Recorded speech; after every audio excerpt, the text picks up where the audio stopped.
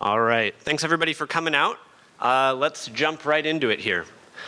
So before I get too far into the content, I want to give a shout out to Yelp, a company that I work for, and they've been kind enough to send me out here to New York to talk to y'all. So Yelp, if you don't know, is focused on finding good local businesses wherever you happen to be, even in New York. So my name, Scott Trillia. If you're inclined toward Twitter, you can find me at Scott Trillia. That's going to be a particularly good way of getting a hold of me while I'm here. And I'd love to talk about what we have to do here today or anything else that you find interesting over the course of the conference.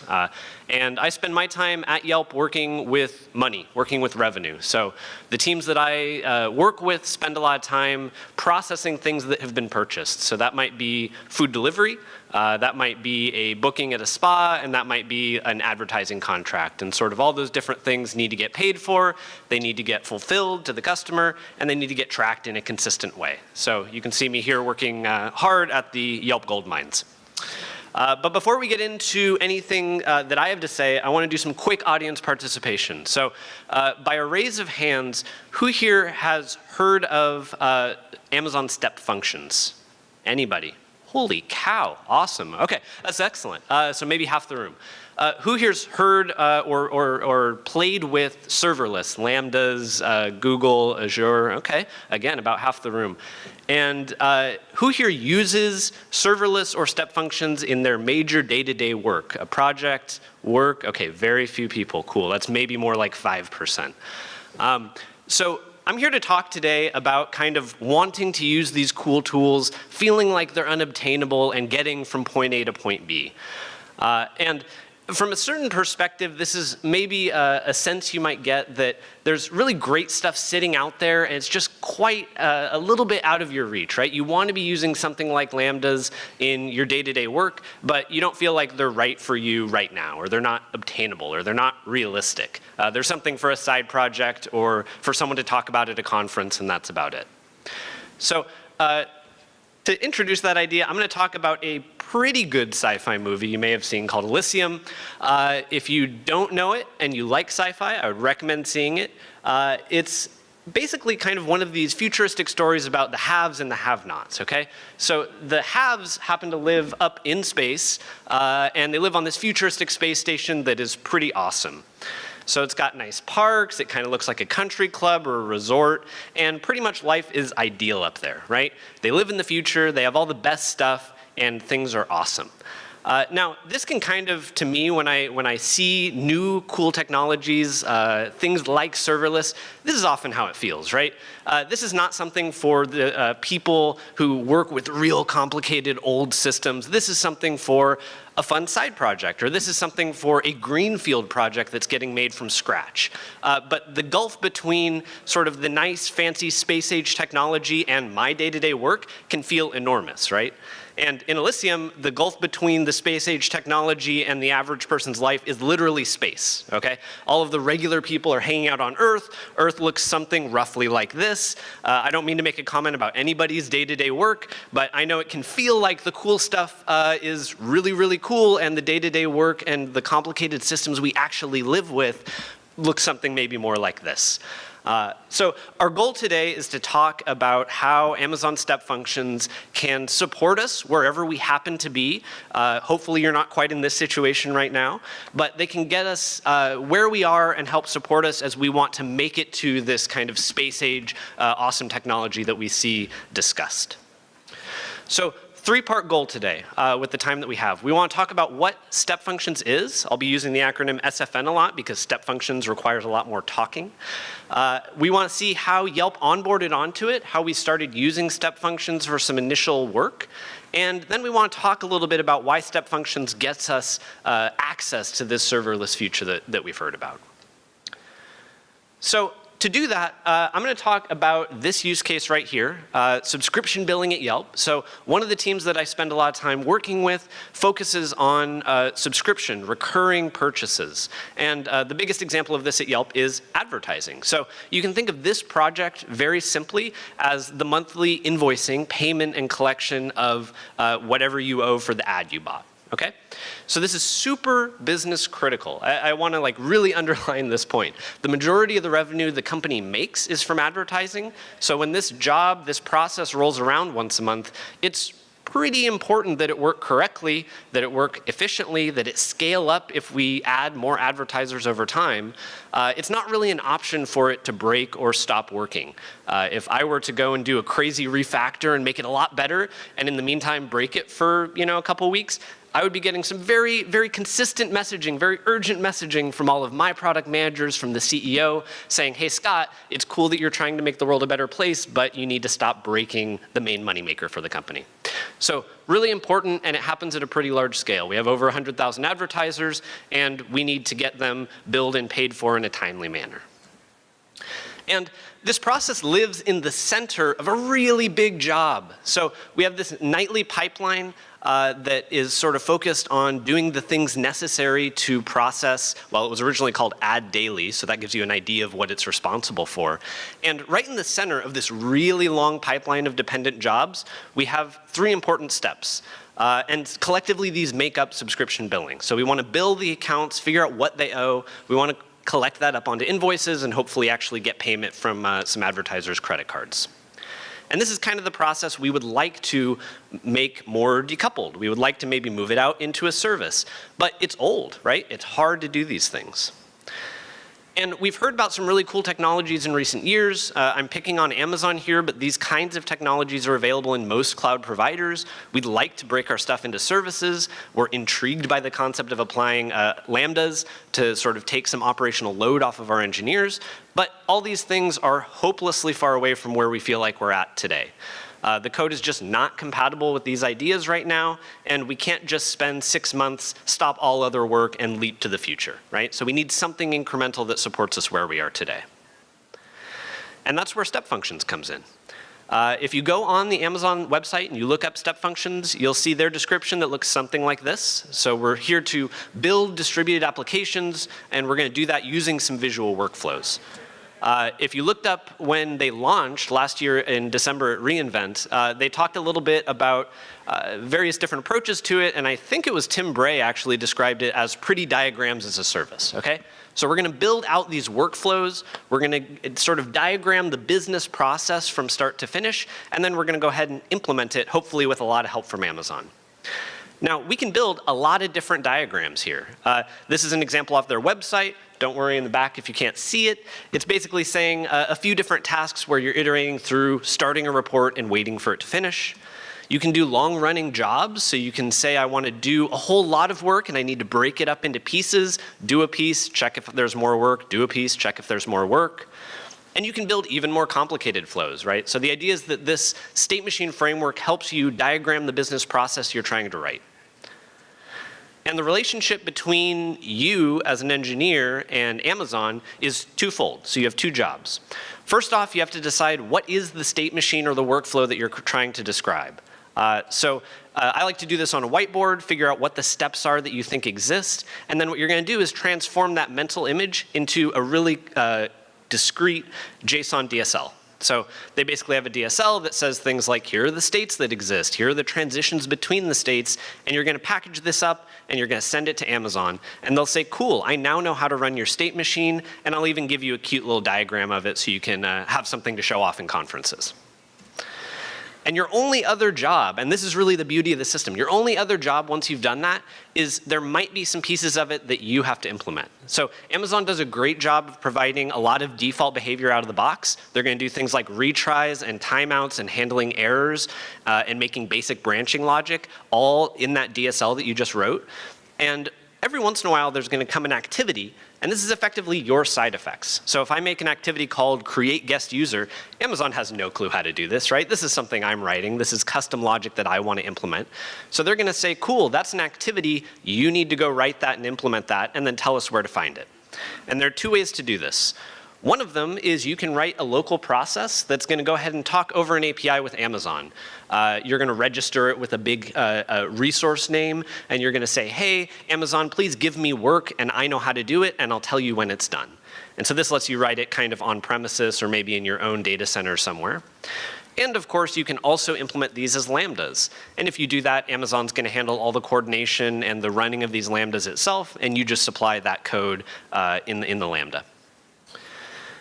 And one last really cool feature, you can implement these workflows in a way that represents errors directly. So if we have some sort of worst case scenario where we can't create that guest user, I can say, please Amazon, retry this a few times because it's hard.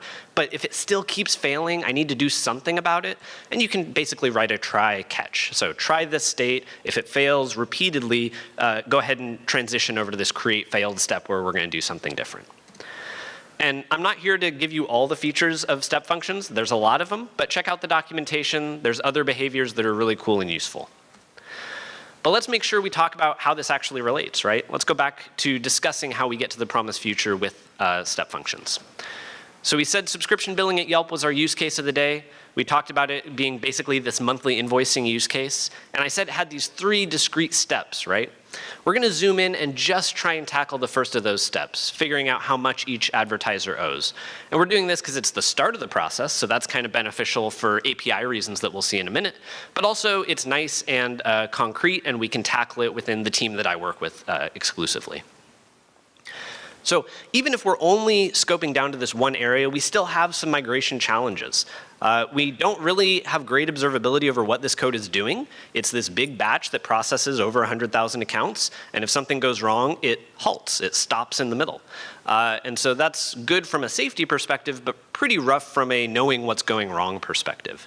And it's really old. It's been around basically as long as Yelp has, and if you've worked with any systems that have stuck around for a while, particularly in Python, they can get kind of gnarly.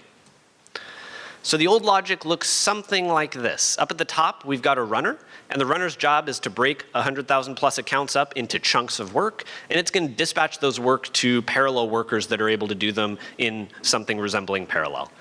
This is a homegrown framework. It mostly works to keep up with the scale of growth, but it has its bugs. And what we're going to do is move this over to sort of Amazon step function individual workflows. So we didn't talk about it, but when you define a workflow in Amazon, you can run a lot of them in parallel. In fact, I think if memory is serving, check the website for sure, but I think you can run maybe 1 million executions at once. So the scale of the parallelism here is massive, right? And once you sort of bump up some default quotas, you can get access to a lot of parallelism that, at least in my experience in Python, is super hard to successfully build. So when we were having that problem where we're sort of finding bugs in our parallelism framework that aren't making it quite as efficient as we want, this thing goes like gangbusters, and it'll scale up very, very aggressively. So that's really nice. After we do that, though, we have to decide, we're fanning out all this work, please bill all this accounts. How do I design those workflows? And what we started with is monumentally simple and easy. So we said, my workflow for billing an account is going to be one step where I bill an account. Okay? So we're not exactly like doing rocket science here. We're saying, I want to fit into this framework. I want access to all the things that it offers me, and I'm going to do the simplest possible thing. And this is where we started. So let's go ahead and build a single step that bills accounts, and let's define the interface to this service in a way that feels really nice. Now this is cool because we have not written any code yet, right? We're defining all this in our DSL. We're saying, I'm going to make a service-like interface. I'm going to post this to Amazon, and some work's going to go on in the background. And I didn't have to do any heavy refactoring of my messy, monolithic 2 million line Python code base to make this possible. And then on the back end, we have to actually implement that activity, right? So we're going to go ahead and use that kind of activity-style API-driven framework to literally delegate back to that same bill account method that we were talking about before. We already wrote this code. It was running in that parallel batch framework, but now we're going to be invoking it in massive parallelism driven through Amazon step functions. So we didn't have to do very much work, and we got access to all that. Now you might be wondering, and you'd be correct in wondering, kind of what was the point to doing all this? I've told you that I didn't change a lot of code, and I kind of had to do some work to get it into this framework. What's the benefit right off the bat from integrating with step functions? So one thing that I really do want to come back to is that parallelism. There's a non-trivial ability to scale out in a way that at least the tooling that we were using, things like multiprocessing, things built on top of multiprocessing, we're not super good at doing. And Python doesn't always have a phenomenal story for getting this out of the box. So the parallelism over the API works really, really well. You run a bunch of activity batches. Amazon is coordinating a massive number of parallel workflows, however many you tell it to do at once. And we saw some speed up from this just right off the bat. We can also get some really precise timeouts and enforce them in a way that is kind of implementation agnostic. So we had problems where billing some accounts would take a really long time, maybe up to 1,200 seconds, because they just had a lot of work to do. Other accounts would take a very short amount of time, maybe only about a minute. And we were trying to find the right balance between making sure that we were always making progress, and if something went wrong, we noticed it really quickly, while still supporting these longer accounts. And Step Functions has some good flexible timeout support where we can say, look, the whole thing might take up to 20 minutes, but I want to be checking in a really regular fashion every 60 seconds. And we saw some immediate benefits from observability. So again, we had this big batch process that is going through 100,000 accounts, and we're crossing our fingers that in a couple hours it's going to complete successfully, because we really care about being able to do that next step. With Amazon Step Functions, we're able to very explicitly represent different modes, right? We're able to extract stuff that handles failures or success and split it out into extra states in our state machine. And this isn't a lot of code, but it means that if we ever hit that handle failure state, we can do something like emit metrics, we can maybe page whoever's on call for this code, we can have a lot of really smart reactions, and all that code can live separately from the actual billing code. This is nothing magical, right? This is like writing small functions that do one thing well, but the framework really helps support us in that goal. And once we've done that, once we've built this kind of high-level observability, we have really excellent insight and protection that lets us do some aggressive refactoring. So we observed that the do billing step was actually running over a couple different kinds of accounts. We were doing some product A, product B, product C bookkeeping, and we split those out into smaller parallel states. Each one of them could be more specific, and maybe most importantly, Amazon was handling the kind of hard problem of fanning out work to a bunch of tasks, collecting it at the end, and I don't have to think about that parallelism. Amazon's doing it for me. So this is a really cool refactoring, actually got us a little bit of a performance win, and maybe most importantly, it was something we could do fearlessly because we had that great observability into the system, and we could say, out of the 100,000 accounts I just tried, did any of them fail? Were there any errors? Were there any timeouts? So that's a lot about kind of this first stab that we did at using step functions. I want to talk a little bit about kind of where this positions us going forward and why we're excited about that. So we saw right from the beginning that kind of simplest workflow that I built, that Step Functions is really good at supporting simple use cases, right? Really naive use cases, maybe even trivial you might call them. And that's really, really good when you're trying to move these old code bases into the framework, right? You don't want that first integration point to require splitting up maybe a big database transaction or something that's really scary to subdivide. You don't want to be forced to do that work right up front. And Amazon is happy to support you writing your trivial workflows that only have one big state that says do billing, and Step Functions is just cool with it. So that's a really easy way to get onto the framework. But the benefit is, as you start to get that kind of a more nuanced, subdivided workflow, the Step Functions supports that too, and actually continues to make it really nice to work with. So we get to start out with our monolith that we don't really like, but that gets us onto the framework, and it's going to support us as we break it down maybe into services, maybe someday into lambdas, and so on. And while we're doing that, the whole time, we're really supported by some very important, very useful features. Those different activities that we're running don't know about each other by default. They're all written separately, you write them as their own dedicated functions, and they don't actually even necessarily know a lot about the execution that they're running within. Amazon is telling them, hey, it's time to create a guest user, here's the input to the create guest user step, and that job, hopefully, only has to do that one thing and doesn't have to introspect its data, doesn't have to look into a related database. All of this can be supported through the workflow itself. We got some good parallelism benefits, both at the execution level, when I can run thousands of these in parallel and have Amazon do all the hard work of coordinating and keeping track. And we also saw parallelism benefits within a single execution with those parallel tasks. And the observability that we get here, the fact that we know if there are any errors happening, the fact that we know timeouts and that we have audit trails across any single execution, gives us a lot of confidence that what we're doing is really helpful. So the thing that makes us most kind of bullish going forward with using SFN and what it's going to let us do in the future is that it really feels like it's a strong foundation that's supporting us where we are today. I don't have to convince my manager to let us spend 6 months trying to integrate with this software. And then at the same time, as soon as we are integrated, it's going to let us quickly and safely refactor going forward. And so that's kind of the thing that we've really been most impressed with. If we just, again, walk through that process of refactoring that my team has been working on for maybe about the last 3 months, we started out with this one big block, right? This vague, opaque Python function call that build one account. We moved it pretty seamlessly into a very, very simple workflow that build one account, nothing tricky here. But we are on the framework now, and we start to get those observability and those parallelism benefits. We were able to start subdividing it and start extracting fundamentally different functionality. We can tease out error handling from the stuff that actually does the important side effect. We can start to get really clear and obvious signals if anything is going wrong. And we get all of this, maybe we even run this side by side, 1% on the new workflow, 99% on the old workflow, and safely roll it out to be careful. And then if we get more confidence and get more aggressive, we can start breaking things down even further beyond that. We get parallelism benefits, maybe we get even smaller and more bite-sized functionality. And then someday, once we're ready, and if we decide it's the right call, we can actually move individual tasks over to Lambdas. Now, there might not ever be a case where all of my tasks are going to be pushed into Lambdas. I might decide that doesn't make sense. I might have my own reasons for that not working.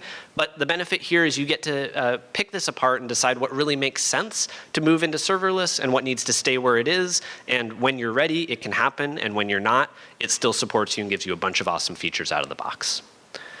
So hopefully that was a really useful primer, kind of useful overview on what it is, how we got into step functions, and how it can grow with you into the future. My goal and what we're really excited about is kind of making sure that you can go from wherever you happen to be right now, even if it's as terrifying as this, and you can use step functions to bridge into that space age future. And with that, thanks a lot for listening. I think we should have a little time for questions. Thank you. Cool. All right, any questions I can answer? I have a question in terms of lambdas and virtually when you design a system like this, you have a high degree of parallelism.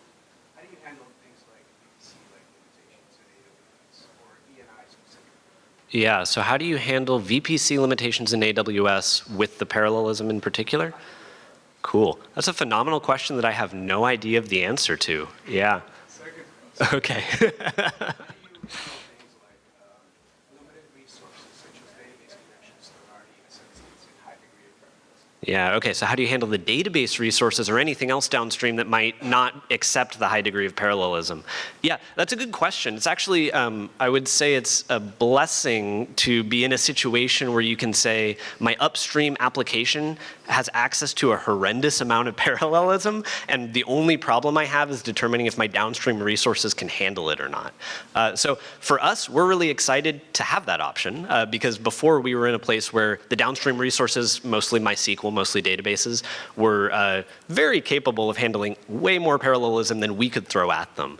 So this has been a nice way for us to at least eliminate ourselves as the bottleneck, our parallelism framework as the bottleneck. You do run into problems like that, and I think if we ever got into using Lambdas here, we would have to be very cognizant of the fact that if you throw 10x or 100x or 1000x parallelism at them, they will happily supply, and now your downstream might actually be a bottleneck, and you need to make sure you're not crushing it under the weight of all that work. Yeah, we haven't quite gotten there yet, but it is something that we are starting to deal with. Yeah.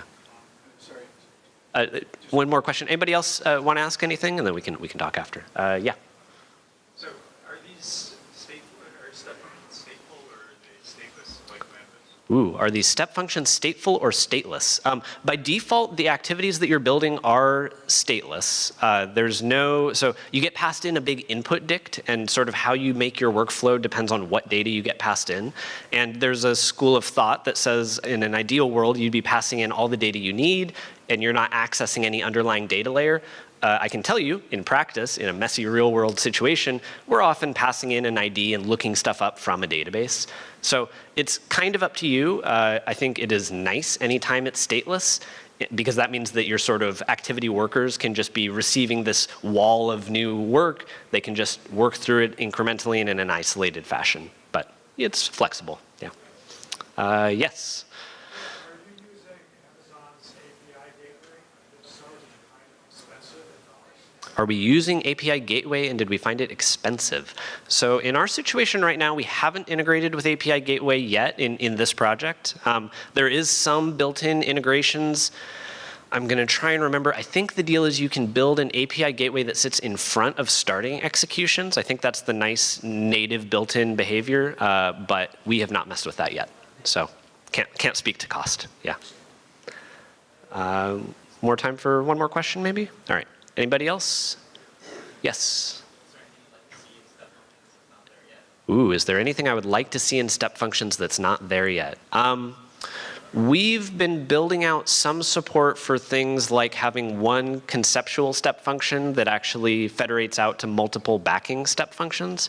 So you can think of that in cases where you might want to try out a new workflow side by side with an old one. You serve 99% of the old traffic and 1% of the new traffic, but you don't want clients to know about it yet. So that sort of aliasing is something we've built out that would be maybe interesting to see built in by default. And I think there's a lot of sense that there's a variety of Amazon services, SQS, SNS, and so on, and better hooks between the two would be really cool. So probably stuff in that area, yeah. We're looking forward to reInvent this year. Cool. All right, and with that, I'm happy to hang out over here and take any questions after. Thanks for listening.